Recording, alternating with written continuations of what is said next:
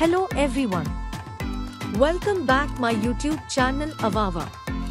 In this video, I will show you how to edit Premium Purplish Blue filters using Lightroom Mobile. Here are example photos before and after using this filter. This preset file is password protected. The password will appear in the upper right corner as a card eye button.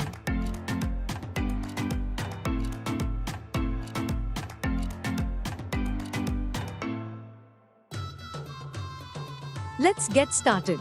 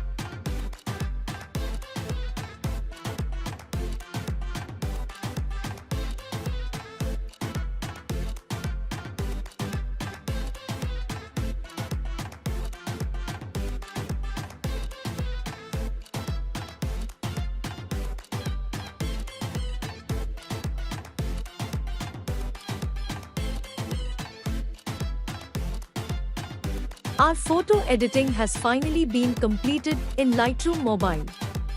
I hope you liked this video. Please share my video with your friends and family and click the like button. Subscribe to my YouTube channel AVAWA. Also click on the bell icon so you don't miss any of our new videos update.